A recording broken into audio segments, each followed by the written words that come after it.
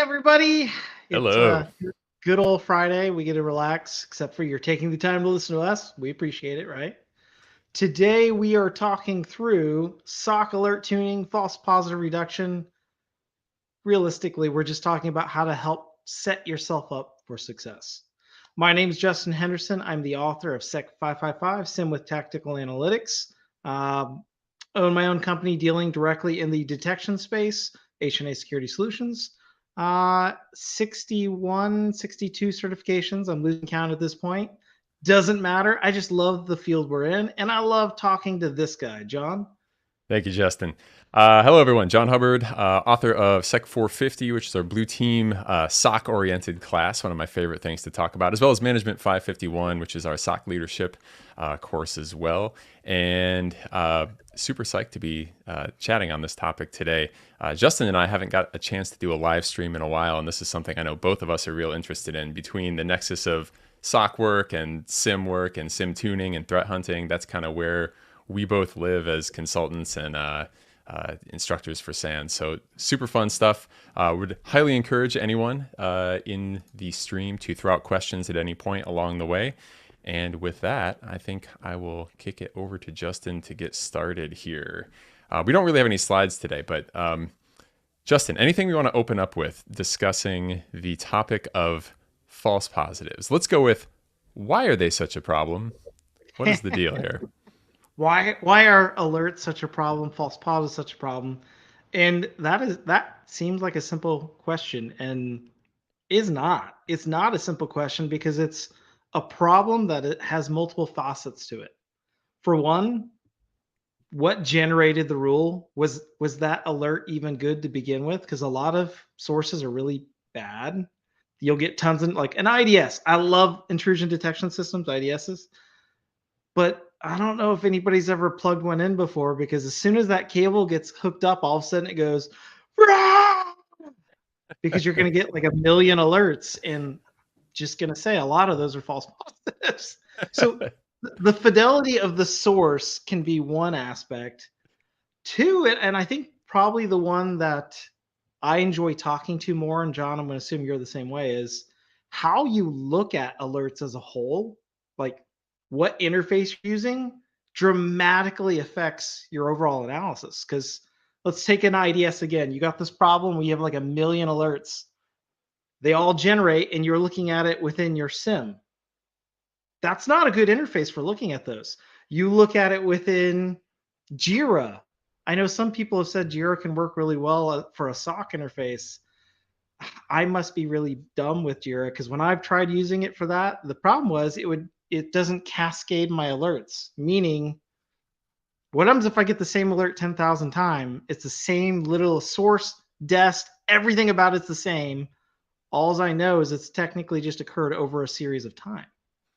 Well, if I have the proper tool to look at that through the lens, I can see that as one continuous alert rather than treating it as 10,000 separate alerts.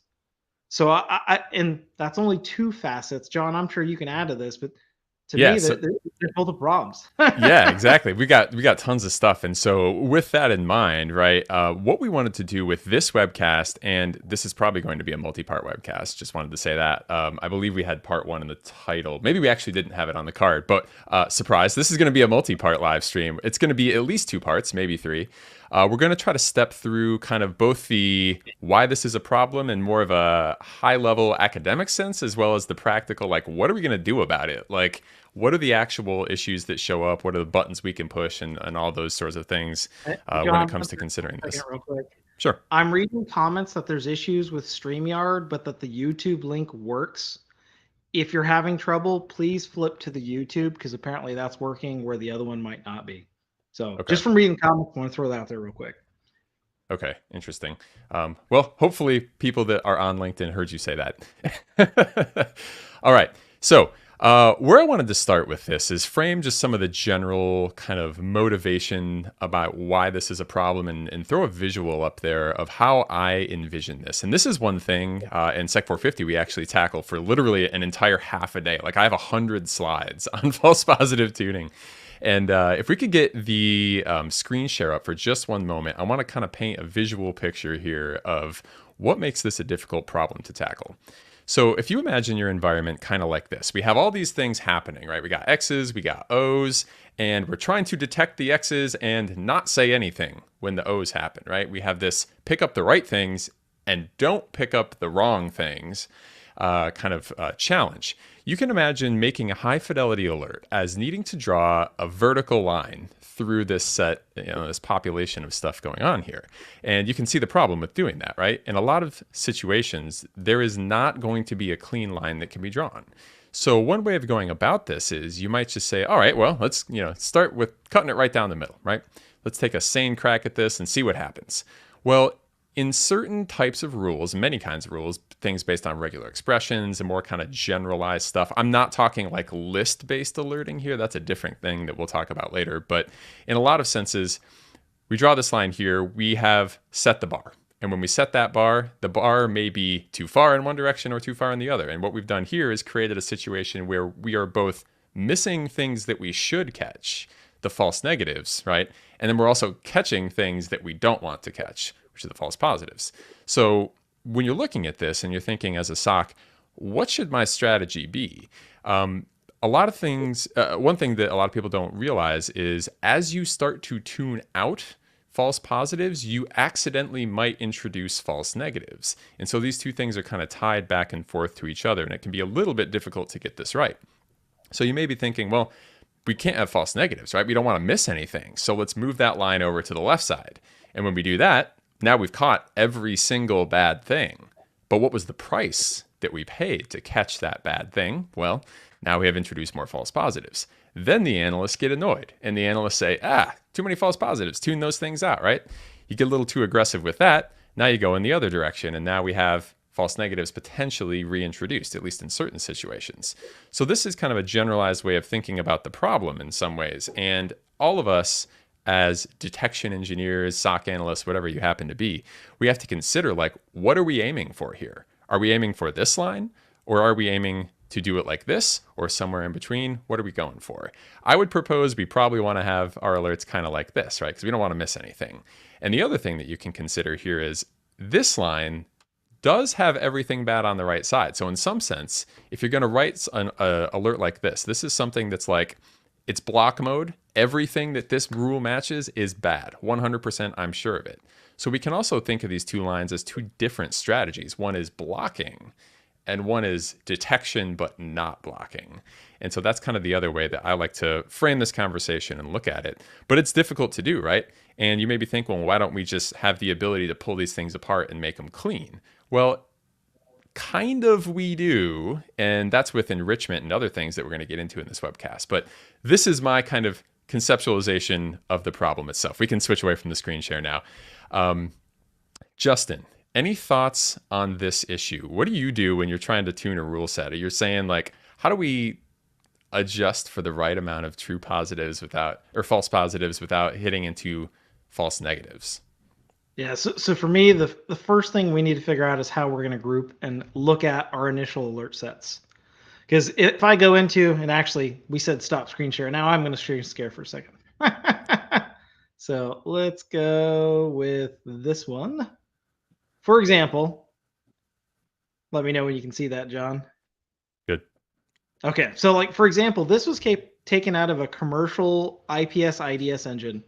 And yes, I know a lot of times today we're dealing with EDR. We still deal with firewall IPS and other endpoint suites, but all of them kind of suffer with this. If I were to initially just go in and be like, show me what I got. I usually go in class and I go through these alerts asking which of these are interesting. But it's a funny conversation to have because shouldn't they all be interesting? Like, it's alerting. Every one of these is alerts, even the 44 count stream 5 small segment. But the problem is, what the heck are these? And so you actually have to do a mock investigation right off the bat with every new alert product you have. Office 365 generates a whole bunch of alerts. If you're not collecting them, you're not analyzing, different conversation. But you'll go in and you'll look at them and you'll see stuff like email was open, but it had a known bad attachment, but it wasn't known at the time it was emailed. Oops. But do you need to investigate those? Because, well, did they already open the attachment or did they just open the email? And That's going to be something John and I will talk about in part 2, part 3, doing like SOAR and playbooks, because you could automatically analyze that type of alert. But first, we need to figure out what we deal with. Some of these high hitters, they're going to need tuned. And so typically what I like to do is, I don't care what you're doing this with, whether it's an Excel sheet, your sim, somehow I want to graphically break out what alerts are triggering, how often they're triggering. And if you want to take it a step further, you might actually try to have a script run through this. For example, one of the labs we do in 555, it's one of my favorite. It's where we talk about alert rule sharing, get more alerts. But that introduces a problem that some rule that worked for John might not work so well for me. And how do I know? Well, I don't want to manually assess every new rule because it's too many. So I'm a big fan of using Bash, Python, PowerShell, something, and literally pulling down your rule sets, compare them against a historical reference. Because like John showing with all the different bubbles and the X's, well, did the rule hit? Yes or no? Did the rule take a while to run? Yes or no? And just start asking a series of questions and then graph them out. So for example, if a rule runs against my sim, like the last 24 hours, last 7 days, and it finds a match, either I'm compromised, something malicious has happened, or it's a false positive. Or I guess technically, category number 3, it's a really bad rule. And I don't care. And so I like to let it automatically find things and then throw them into buckets. Some of them could be automatically moved to production. Some of them could be I need to manually assess it, but I want to start to categorize the rules that I have. From there, it's getting together with the team or making expert opinion. You'll learn these. And the other cool part is there can be a 4th bucket on here, which is rules that are working, that are true positives, that have historically been true positives. John was talking about the whole, well, everything on this side, the right side, we could just treat those as blocking rules. You might not know something's good enough fidelity to be a blocking rule, but if it's worked 100% of the time over the course of a month more, or a certain percentage or certain volume count, you could automatically flip it to blocking based on its historical true positive nature, which is kind of cool. So I'm kind of a fan of doing that. But initially, oh, there we go, Inception. Let me stop that. Initially, I do think it's more of just a manual, pie charting, tables, and it's just looking at the lay of the land, which is never fun. Actually, I still kind of like it, but it's typically a little bit more grunt work, but it is just literally what's alerting and do I care? And you're kind of manually adjusting that line because it's not as simple as John just moving the line. One of the things you brought up a second ago, Justin, in the categories, I have my own kind of way of thinking about that. I want to get back to that as well. But you mentioned, thinking how many alerts you should have and stuff like that. If I was to ask you, and put you on the spot here, how many alerts should an environment produce, right? Like the SOC looking at all the tools they have and all the alerts they're getting. How do they know whether they have too many alerts or maybe too few alerts and they're actually missing stuff? Is there any indicators that you can think of for that? I have a very clear indicator for this. This is what I tell all my clients. So I run my own MSSP, but I also help clients run their on-premise SOCs. And my number one way of telling if you have too many or not is, can they all be reviewed within 1 business day? That's it. Because if you can't, you have too many. If you're getting them done too quickly and you have a lot of free time, you have too few.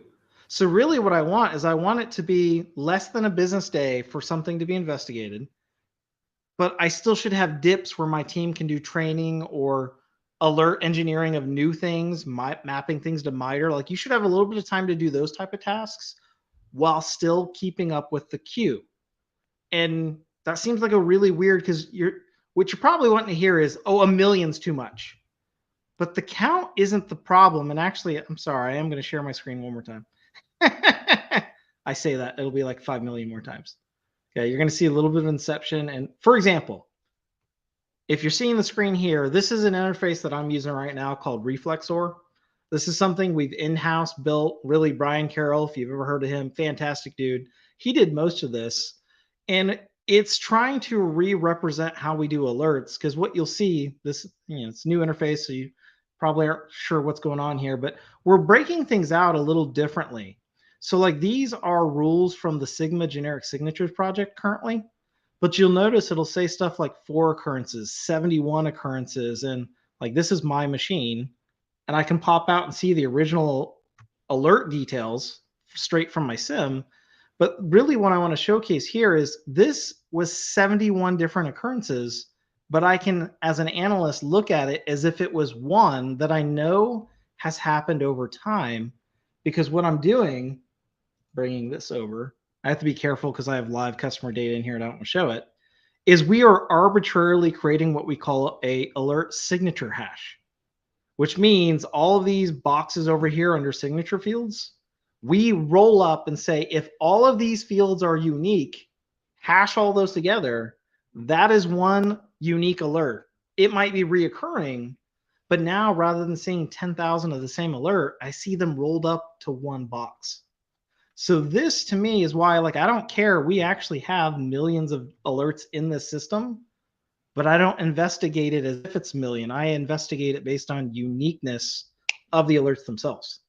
So that kind of goes back to if you're just using a generic ticketing system or Excel or your sim, you're bucketing data by volume when it really should have been based on unique occurrences. So, and this is something maybe we'll get into more when we talk SOAR and stuff like that. This is an absolute game changer for rolling up your data, because when done right, it saves you a ton of time and it's less about the overall volume. Now, if we were to go back to unique volume based on count, I still would say that's not a good metric, because if you can keep up, it's fine. Because the other thing I'm not showing, and maybe I will time permitting, is automation changes the number count again. We have 100 and some odd automation rules that will auto dismiss, auto categorize, auto change severity. And it uses a special, what we call a reflex query language.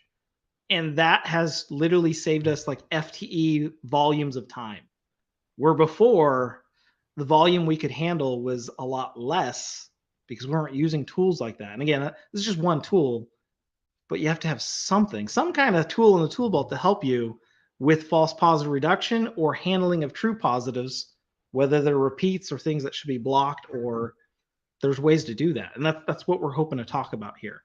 Yeah, for sure. So I see some questions piling up in the chat, in which I want to get to them in 1 second as well. But let me give my answer to that question, because the way you answered it was totally different than how I answer it. And it's good because it hit a very different angle. You hit the practical, like, can the team keep up with it? The way I answer that question is I was going even kind of further back, like ignoring the team size, right? Despite of the environment, despite anything, how many alerts should you have? Well, you should have an alert for every malicious thing that happens, for every tool that can spot that malicious thing. In an ideal world, right? Every tool that can see it, did see it, and does make an alert for you, which means all your tools are working perfectly and catch every single thing. That produces a lot of alerts, which gets to alert aggregation, which is what Justin was talking about. But that's one thing that you have to consider is, like, before you even get into tuning, are you below what you should be at, or are you above what you should be at? I've certainly in my past career been in the point where we're like, well, we have a lot of alerts and maybe the team can't deal with them, but I also know that maybe there's parts of the network I can't monitor. And so we're actually not seeing as much as we should be seeing. So like it's a double problem, right? We're missing things and we can't deal with it. And we can switch over to my screen for 1 second here. I got a visual on that one as well. So this is kind of my slide on that, right? We have going into the queue over here. I don't really have my presenter up, but hopefully my mouse is visible. Looks like it is. We got a whole bunch of true positives going into the pile. We got a whole bunch of false positives going into the pile, right? Adding stuff on, and we are hoping that we can pull stuff off the pile at a equal or faster rate.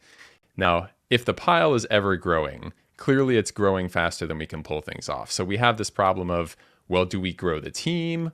Or do we do something else to stop the pile itself from increasing? And, usually when I launch into this discussion, as we are now, kind of talking about the front end of alert tuning, consider, right, we want to have all of the true positives, which kind of goes back to you want everything to be seen every single time, but you also want none of the false positives. So regardless of Justin's answer of, well, if you can't deal with them, that's a problem. That's true. But even before that, if you solve the problem by throwing more people at it, then you're still just putting a band-aid on it. So that's kind of the motivation for getting false positives right in the first place. So we can switch this off here, but that's kind of how I think of that one as well.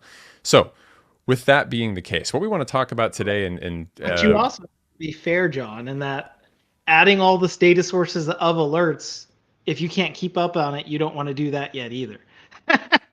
well, we don't want to falsely blind ourselves to alerts, right? Oh, I agree. But if you're drowning now, you shouldn't add more water to the pool. But we don't want to stick our head in the sand. So it's a case of, yeah, it's a tough problem to be in, right? So ideally, we just don't have that issue. Some of these questions I see popping up here that I wanted to hit before we dive too far and I lose them. There was one that was, do we think machine learning will aid in the reduction of false positives? We're going to get into that more, I think, probably in one of the later webcasts. But for now, I will say yes, in that maybe the false positives will be spotted, dealt with, automation workflows kind of kick that out of the way. Certainly machine learning and noticing what's happened in the past and applying that to things that are happening now, I think can help that. Would you agree with that? Yeah, I would definitely agree. I mean, I don't think it's something that everybody needs to go out and take a data science course. Right. But I think if you break things out and then you use various aspects of machine learning, it can help do this. Absolutely. Mm-hmm. There's one from Harsha here. How much time do you think an alert needs to be investigated by an analyst? That's, as you predicted in the second half of that question, it does very much depend on the category. I don't know that there's any number, any absolute number I can give you as it should take 10 minutes, right? Obviously, what we can say is lower is better until it's not. So here's how I solve that problem. We all have time pressure in a SOC, right? And more alerts means less time per alert. If you have a quality measure that balances out your time measure, you can kind of look at both sides. Like we always know, like, oh, the alert queue is growing. We're not going fast enough. But if you take that to the extreme and all your alerts take 0 time at all, well, logically, you're not spending any time actually doing an investigation. So what I would say to answer that question, although it's kind of a non-specific answer, you can't really give a specific answer to it. If you are investigating all of your alerts and you're doing it to the point where you think you are doing a high quality investigation, that's probably about as much time as you should take on the alerts.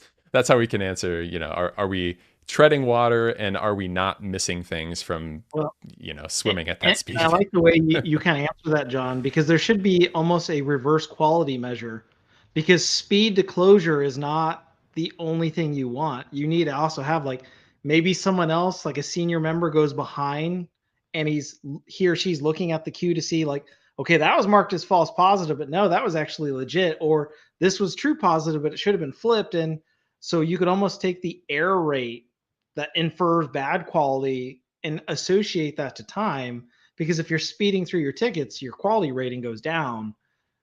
You don't always want to be faster, as John mentioned. So you've got to balance that. I can tell you the amount of time it takes to investigate certain categories, though, is also 100% based on your training and your tooling. Like if you're starting from scratch, it might take 30 minutes for everything.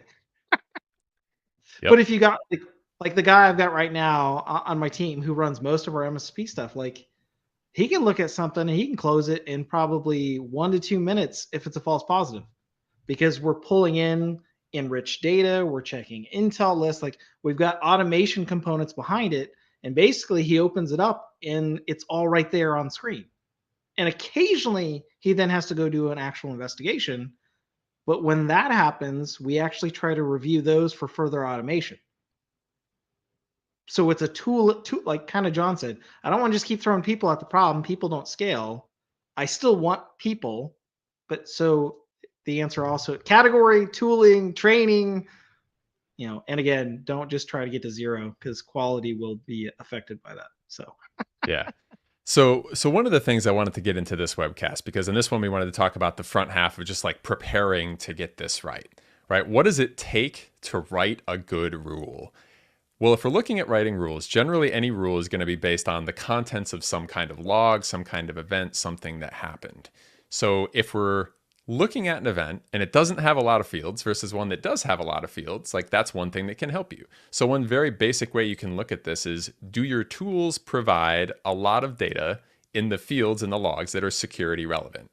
And I bring that up because some security tooling might record the basics and others might go much, much deeper. One of the things Justin and I, always love talking about, Zeek and Suricata, right? And we love those tools because they can take something like, TLS traffic in a PCAP, and it can tear it into all sorts of fields. And many of those fields, and this is a really key important piece of this, is they have to be security relevant fields. We're not just logging things to log things, right? It has to be something that we can look at that one field and we can say, is this field something that I can use to say, this is more or less likely to be bad? So if we're talking domain names, right, there's a million opportunities for assessing a domain name as a field. That's an outstanding field. If we're talking about URLs, if we're talking about user agents, all of those are absolutely security relevant. When it gets into, what flags were on the TCP packet and stuff like that, it's like, not super useful. But in a general way, one of the other things we want to think about is, do we have tools that are producing from the start the most security relevant data than we can possibly create? That's the first thing that, in my mind, you can do kind of in the pipeline to set yourself up for success. And if you're looking at, 3 different vendor tools, you may say, well, this one, does a decent job. This one produces more, and this one produces more. That's one way from the start you can kind of get a jump on giving yourself the best chance at success. Another thing beyond that I like to talk about is, even if you buy something, no matter what you have, whether you bought the right one or not, or the best one or not, things like making sure it's all actually turned on seem like they don't deserve a necessary thing. But I've certainly fallen into this myself. Like, there was one point in my career where I was looking at our proxy manual one day, right? And we had been logging proxy logs for years, and something was going on. I was in there and I just happened to be looking at it, and it's like, oh, if you want to turn on more log fields, just flip over to this other tab and click the ones you want. I was like, what? There's so much more here I could have been turning on, and I didn't turn it on this entire time. And of course, is it security relevant? Yes, it was. So buy the things that produce the best data from the start, and also make sure all of those things are actually turned on in the first place. And then from that, you will be getting the best possible data you can, at least going toward your other tools, your automation tools, your SIM, and everything like that. That's a great place to start. Justin, I don't know, I don't want to yap forever on that, but if you have any thoughts on particular tools or any specifics on that. Yeah, so I mean, you're mentioning Zeek and Suricata as an example, and if you look at one of those, they also have a unique ID, like a flow ID, something that lets you cross-reference. Do you use the cross-reference? And so what I mean by that is, if the DNS record triggers, I can associate that to the connection log. I can associate that to, like, effectively anything else that the system has logged.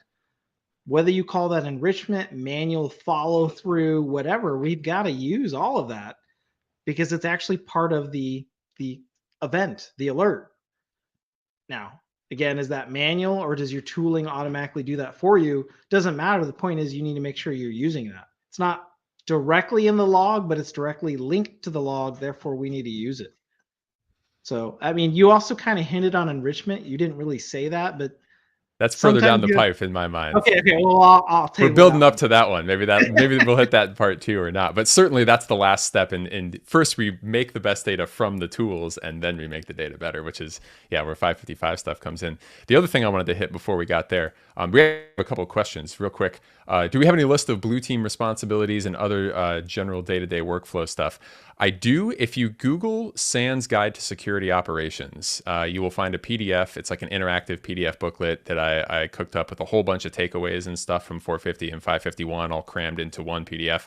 Definitely check that out. That's the most condensed guide that's freely available and easy to kind of get a sense of how I would answer that question in much more than I can cover in a webcast real quick. Next one for you, Justin. Do you plan to release Reflexor? Yeah, so Reflexor we're already selling as a SaaS offering, but we're also going to open source it entirely. Probably April, May timeframe it'll be released. And then, yeah. Awesome. then we got, do we have blue team training? I think we probably just answered that question as well. I The whole think SANS cyber defense curriculum is the answer to that question for sure. Plenty of stuff out there. Okay, so with that, the other thing I wanted to hit on, we're talking about picking the right tools. We're talking about turning those fields on so that you're getting that data.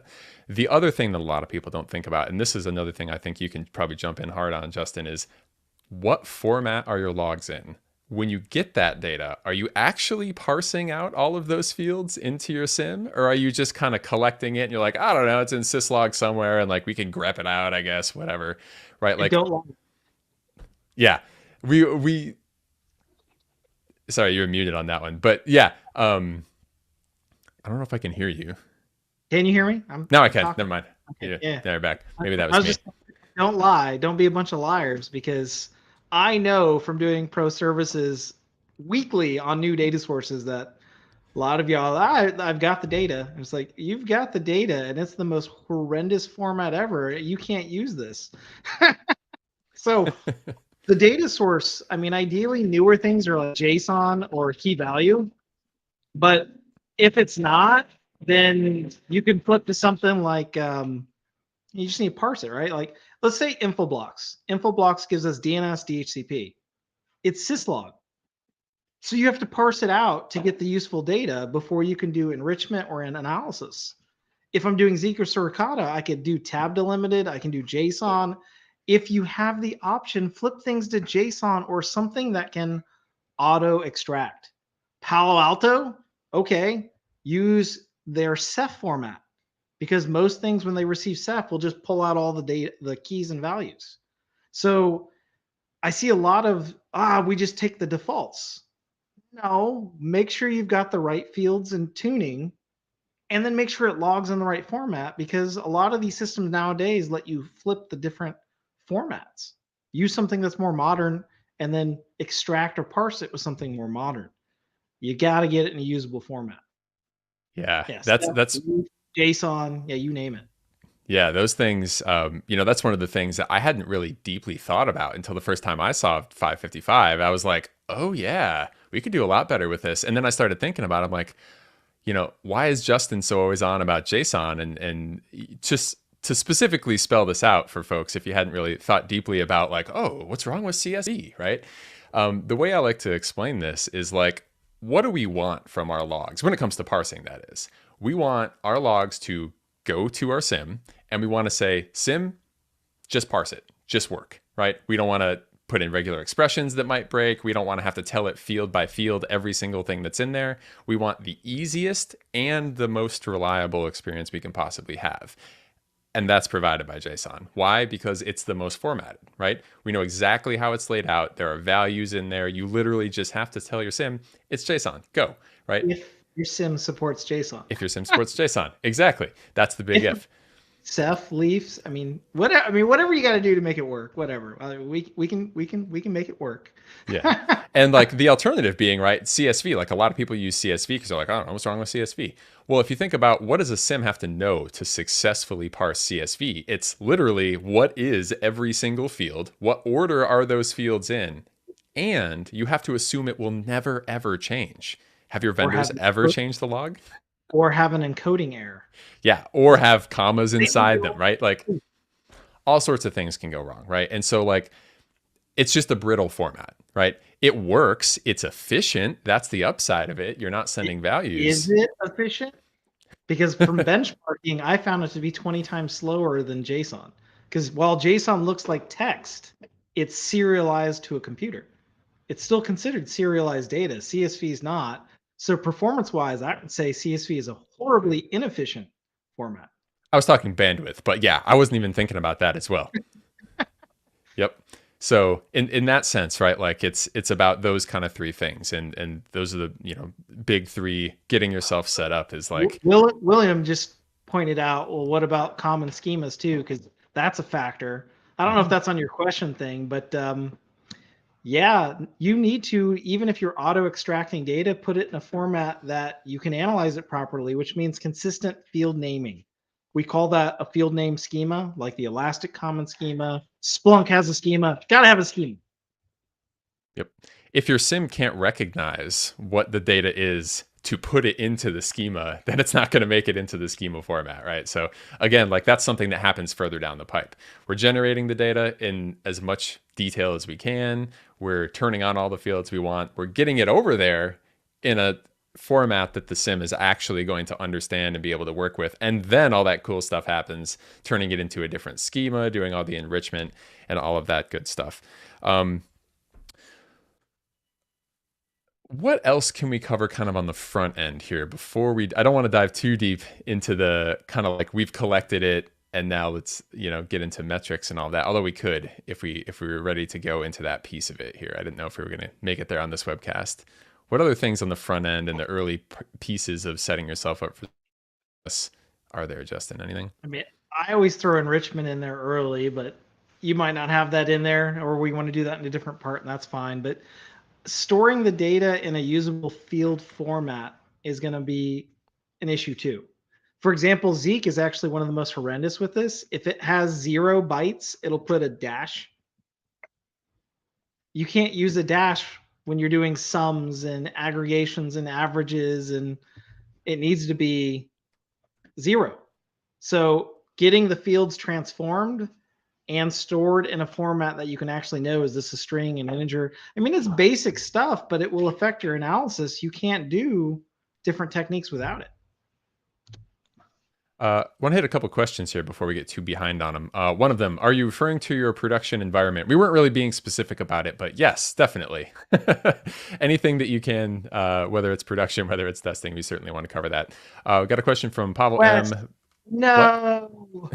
Question. West, the horrible question. Oh, I didn't see that one yet. Should we replace it with XDR? No.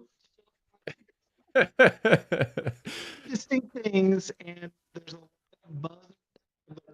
No,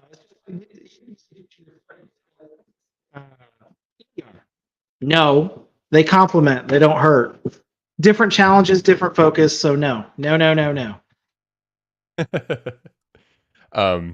I was having some trouble with your sound there. I don't know if that was just me or if that was everyone, but yes, I would agree with that. XDR, I believe, is a complementary thing. We've yet to see how, if it fully forms or not, into a solution that will ultimately replace SIM. I will say maybe in the future, maybe, but I don't know. We'll see. It certainly overlaps a bit on the Venn diagram, but I don't know yet. It's a big TBD. Back to Pavel's question. Best source to learn detection engineering. Justin, do you have any good sources that you would say or point people to for practicing this kind of a thing? I mean, for practicing it, I like to go through trying to mix atomic red with just Sigma generic signatures. That's a fun way to get practice. But ultimately, it's trying to figure out attacks and then implement rules around that. We do some of that in Sec 555, but the class is not entirely just that. So I think it's just figuring out how to run attacks, turn around, and build rule sets based off of it. Combining Atomic Red or Infection Monkey or any of the purple team tools, and then trying to write rules against that is a good way to try to do that. With MITRE tagging and things like that that'll help you track. Which you didn't mention that, John, in this talk.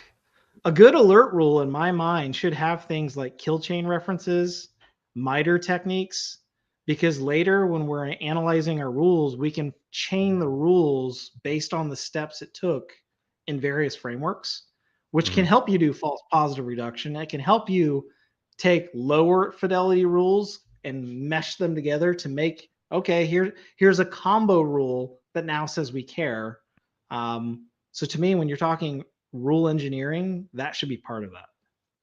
Yeah. I want to get into that actually. Let's get into like the prepping the metrics piece of it. Real quick though, there was something you had just said that I wanted to jump back into. I'll think about it later. When it comes to the metrics thing, one of the big things, as Justin was saying, is being able to track going through it, right? And not just going to MITRE attack, but true and false positives over time. This is kind of meta work, not so much what I was talking about before, but having a system that every time an alert fires, there is a unique number or name or something that will travel through your incident management system, your SOAR tool, whatever, with that alert all the way to the end will help you ultimately say like, okay, in the last month, which rules have fired? How many times did they fire? And for every time they did fire, did they end up ultimately being true or false positives? And that's not as much as like, oh, we just immediately dismissed it, because sometimes things are like, oh yeah, that's a true positive. It gets accepted. You'd start doing some case investigation. And then all of a sudden you're like, oh, actually it wasn't bad, right? So there's this whole question of like, did it immediately get dismissed as a false positive, or was it later dismissed as a false positive? And then on top of that, there's another question you want to ask is like, if you see a rule and it's 100% true positives, is that the best possible rule, or is that a potential sign of danger? And I would answer that with, well, it depends on the rule type. If it's something based on a list, that's one thing. If it's something based on, like, let's say a regular expression, that could be a sign that maybe you've over-tuned it, not necessarily, but could have, right? When we go all the way to the edge and we say we've, written this rule, we've tuned out all the false positives, it's possible you went too far, and it could manifest, as I had with that drawing before, as like, yay, we got rid of all the false positives, but now we have all this stuff we didn't see. So you have to consider the rule type as well. The way that I look at that sort of thing with list-based rules, like threat intelligence matching-based rules, with those kind of things, it's not the quality of the rule that matters, because is it on the list or not? That's the rule. Is the list itself good? So tying back to tracking stuff through your system, when you have a threat intelligence alert match rule that goes off, right? That's maybe one unique type of rule that you have. And if you look back, maybe in the last month, 100 of them went off. You also want to be able to say, was this a threat intelligence match alert that went off based on threat intelligence from vendor A, vendor B, vendor C? And then at the end of the month, you can say, all right, vendor A was 90% accurate, vendor B was 50% accurate, vendor C was whatever. But they're all the same logic and the same rule, but there's something further upstream, which is the actual vendor that gave you the list, right? In those kind of situations, you have to assess that as well. So there's all those kinds of things to consider with that. Justin, any thoughts on tracking those types of rules or anything along with what I just said there? I mean, the other aspect I would just add to this is that you need to factor in the different sources of your alerts really have different meanings. Like, even within EDR platforms, what I find is there's some EDR that focuses on heavy detection, and there are others that focus on heavy prevention. And so, like, John, you're talking about like what's the percentage that they're catching versus not. And I would actually expect that percentage to be different, and I would hold them to different standards depending on the initial config versus how I'm tweaking the config. I typically lean towards detection, so there's going to be a lot more false positives. I'll catch more percentage higher, but my percentage of false positives is also higher. You almost need to label which data sources should fall into those percentages. A firewall better be 100% true positive, 0% false positive. Otherwise, you broke your environment in prevention mode. Unless you have certain rules in the firewall that you're doing detection only, in which case I almost want to treat the firewall now as an IPS on one side and an IDS on the other, and I need to figure out which rules are which. And that's back to that first slide I showed, right? That's the strategy, is like putting the right rules in the right bucket. You want the block rules to be the things that always work, and then the detection backs it up, because prevention is ideal, detection is a must, right, Justin? That's right. And Wes, by the way, I still love you. I wasn't trying to beat on you that hard. I'm sorry. I still love you, man. No, we just laugh about the XDR term because it's one of those hot buzzwords right now. Anton Chavakin, I think that's the bane of his existence. Everyone's always tweeting at him like, XDR, what is it? Do we need it? So it's always funny because that's a question everywhere always. I think all of the things will be merged together, and it will have a name, and that name will be different by product. Some will call it XDR, some will call it SIM Generation 3, and I don't care. If they all merge together and get all of them under one roof, that's a cool thing. I haven't seen that successful yet, so I'm not going to say yes or no. Yeah, still developing there. One thing you just said that I wanted to touch on as well, the types of rules. Another thing that I like pointing out is when we're talking alerts, right? Alerts can mean two very different, well, we're going to broadly generalize them into two very different things. There are alerts that are geared towards saying, this is bad. Something bad just happened here. There are other rules that are like, something odd just happened here, but there's no guarantee that it's bad, even if the rule is right, right? Some alerts are out there like, John just downloaded a Trojan. If that rule goes off and the rule is right, something bad absolutely happened. Whereas if you go to the other kind of rule, it could be like, John just logged in from a new computer. That rule might be 100% correct. I did, but maybe I just got a new PC, right?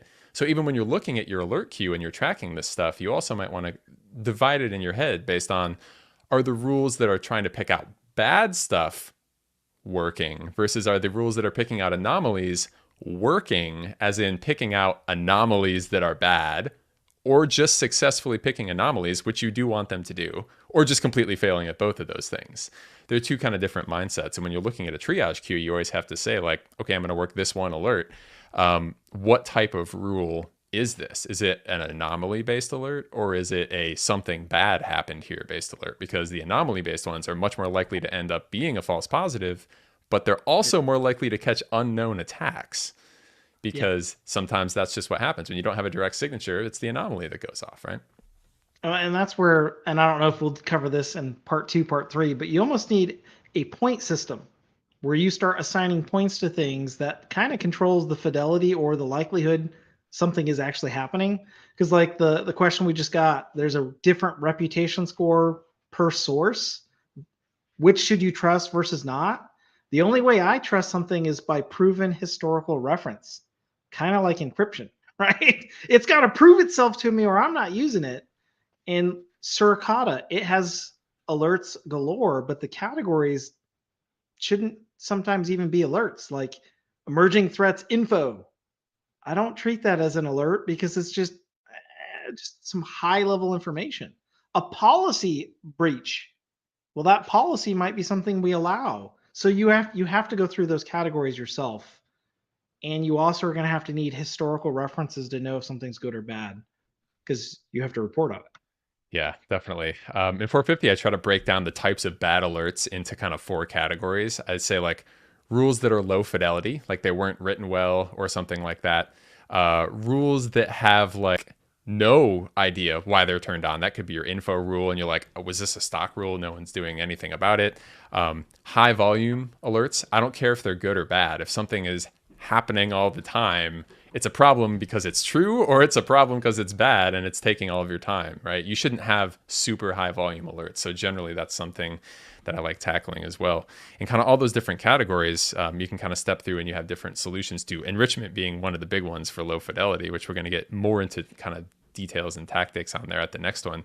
But I wanted to jump back to some of these questions I saw as well. Justin, versioning rules. How often do you update, change them? Any suggestions there? We got a LinkedIn user. There's no name on that question, but GitHub. No, I actually really, really love using GitHub, Bitbucket, any type of versioning system. The problem is you can't version control all rules because some you can't control the source. But like some of those, if you can download them to a GitHub folder and then push them. So you still have versioning. It's just you kind of have to script push them back. But I love using versioning control systems, and I automate it so it's every change because it's kind of like a backup plus version control. And you will find someone makes a bad change and you have to roll it back. that's assuming your tool supports dumping all of your rules to text files. Now, IDS is right, like no problem at all. But there are some sims I've used in the past, which I won't name, don't make it easy to just say, dump all my rules into a text file and then import all of them and export all of them, right? They're not very GitHub friendly. Whereas something like Sigma, it's like everything is just a text rule the same way snort rules are just text rules. So certain systems will make it easier or harder to version control things. But ideally, yeah, exactly, right? What do we want from a versioning control system? A record of every single change. Like anything has an API, like firewalls. Every firewall has an API. You can technically pull out rules from that too. Yeah. It's more work, like quite a bit more work, but it's doable. Yeah. Question from YouTube here. Varun says, different OSINT platforms sometimes show different reputations for the same indicators. Why is this so, and which result should we rely on? Any thought on that, Justin? We already answered that one. Where you need a historical reference of the data source. You have to learn to trust it, learn to rely on it, or learn that it's not reliable. And that's time tells that one. Well, that's how to deal with that problem. But why are they different? I guess in my mind, Oh why they're yeah. different is different people have different amounts of data, right? And not everyone has the same set. So some vendors might have seen it once, others saw it 1,000 times. One might just be more sure than another. And certainly you can start to get a flavor of whether your vendors are going to be more aggressive at calling things, bad or not so bad, and how easily they make it on the list. That's actually another really good thing to bring up here. Early on, you should be asking your vendors and familiar with the list that you have. What's their kind of like, I don't know, strategy might be the right word here, for putting detections on a list, or maybe putting bad domains in a threat intel list. Do they ever take those things off the list? And if they do, how quickly, or do they just leave them on forever? They might. And also, is their philosophy, if it might be bad, put it on the list, or if we know it's bad, put it on the list? Because I've had two, perfect example of this, back in my past, network sensors, right? One network sensor was 100%. Every time it went off, it was right. And we loved it. And we're like, this thing is amazing, right? We're celebrating how awesome this tool is. Then we get another one, different vendor, different set of rules. Thing goes off way, way more. And we're like, whoa, we were missing stuff and we were celebrating, right? But we also had a lot more false positives, which is back to those first slides again, right? It's like some vendors might say anything that might be bad, let's detect it. And other vendors might say, we're only going to put stuff that's true positives. They know people want to not have false positives. So vendors may be incentivized to only put stuff on they know is correct, but you probably want to catch everything and would be willing to deal with some false positives to do that. So it's worth asking that question to vendors as well, is like, how easily do things make it onto your list? If you can ask the OSINT those, because those usually don't have a open forum, short of like opening a Git ticket issue. Yeah. Why do you do the things that you do? Please explain it in 50 pages with very no. Yeah, and some of those, if it's community sourced, there may be no answer. So the only thing you can do is practically look back at it and say, well, what's the performance of this thing then? Which is back to what we were saying before. If you have to be able to track for all the times this threat intel list matched, this OSINT list matched, this vendor's tools went off, whatever, how many times was it true or false positive? And the more that it's correct and close to 100%, the more you should say, yay, that's great, but how am I sure it's not missing stuff? That's the thing that starts to worry me when things get too accurate. And we've got a few questions around Sigma. If you Google Sigma generic signatures, you'll find a list of supported SIMs and the conversion tool to convert it to your format. Please note that our discussion today, while John and I both love Sigma and we say use it, we're not saying you have to use it in order to do the things we're saying. You can still do everything we're doing without it. And we really didn't even call out Sigma generic signatures directly, although, yes, it's a good thing. Yeah, definitely. With Sigma, this is not something that you would I mean, if your SIM directly supports it, awesome. I don't know many that do. And I can guess reasons for that. So the reflex, there are some that are supporting it natively now. Oh, And that okay. reflex tool that I hinted at, we're going to build an alert engine into it to get rid of signals and ElastAlert for OpenSearch or Elasticsearch. And we're going to try to make that 100% Sigma native with auto hooks to repositories to pull down rules and stuff. So yeah. Awesome. Shameless pitch out there. When it comes to Sigma, the way that's designed to be used is like, you tell it, I have Splunk, I have QRadar, and you feed it into the Sigma converter, as someone had pointed out. I think it was Brian. And then it spits out a rule that's compatible with your SIM. Your SIM doesn't have to be compatible with Sigma. That's the whole point. Is Sigma is a generic rule that you can convert into a specific product compatible language, so that they can, publish a generic thing on the Sigma HQ GitHub repo. You can say, I have Splunk. These are the fields I have. Push a button, boom, out pops your SPL query, and you can throw it into an alert. Splunk itself doesn't have to support it. So no matter what SIM you have, as long as Sigma supports it, that's what matters. And Sigma supports a lot of things, including things more than SIMs. So pretty cool stuff. We're getting close to the end of our time here. Trying to see if there's any questions that I missed here. Justin, do you see anything? The new one on recommended sources of must have. I mean, to be honest, for a brand new SOC team, I really, again, shameless plug here, I would really recommend formal training rather than ad hoc piecemeal. And that's kind of where we keep saying Sec 555, sim with tactical analytics, John's Sec 450. Like those are really good classes for folks needing to onboard formally and quickly or gain more experience, even if they've been in it for a while. There's a ton of ad hoc and there's really good stuff out there for free as well. I don't want to discount that. It's just takes a lot more time to assemble. Things like looking into Sigma generic signatures, looking into Atomic Red, looking into malwaretraffic.net. Like we go just ramble on and just spew out all this cool stuff, but it takes a lot of time if you do it ad hoc. Yeah. There was something else I had in my head and it just left me as you were saying. We that. only have 3 minutes left, so why Yeah. don't you talk about what part 2 and part 3 might be? Okay, so yeah, so what we did today is we just wanted to talk about the setting yourself up for success and getting ready to do this, right? And so we said basically pick the tools that are going to give you the most security relevant fields. Make sure all those security relevant fields are turned on no matter what tools you have. Get them in the right format so that when your SIM receives them, it can actually understand what those fields are. And then from there, make sure that you can track when the alerts go off all the way through the system. Are they ending up true or false positives? What we want to do from here and getting into the next presentation, which I don't know that we have picked a date for the next one, but we'll certainly be tweeting it out and all that good stuff. We want to say, starting with the next one, okay, we now have alerts that are sitting in a triage queue. Now what, right? Like how do we approach cutting out the ones that are bad, assessing them, what kind of processes can we do to look at them, what kind of metrics might we make, and all that sort of stuff. That's what we're looking to do for those, and also kind of automation tie-ins and everything else. Yeah, yep.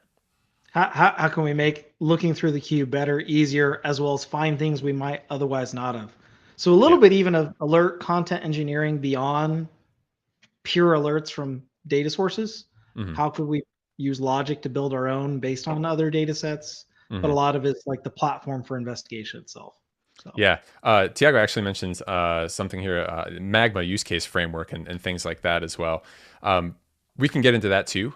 Looking at use cases and, you know, as a SOC manager, right? One of the things I was always concerned with was like, what can we catch right now? And how do I know it? And when it changes, how can I track that over time? That is obviously tied into all of this as well. So we can certainly get into use case management and kind of all of that as we go throughout the... That brought up a good thing too, because we probably should show in the next part how we can track what are ways for us to measure or pictorially represent our maturity. Because that's actually, there's some pretty easy tools for doing some of that. Yeah. So with that, we've got 45 seconds left in the hour. So I think we're actually perfectly nailed it here. Thank you so much, everyone, for coming. We will certainly be tweeting out from the Sans Defense account. Subscribe to us on YouTube, hit the notification bell, and then it'll just send you the notification when anytime we go live, which we do at least once a week with a bunch of cool stuff. Sans Blue Team Discord is out there. We've got that. We've got our Twitter. It's going to be announced everywhere. So thank you, everyone, for joining us, and hope to see you in what will probably be 2 more pieces of this coming up. Yeah. Thanks, everybody. Appreciate it. Have a great weekend, everyone.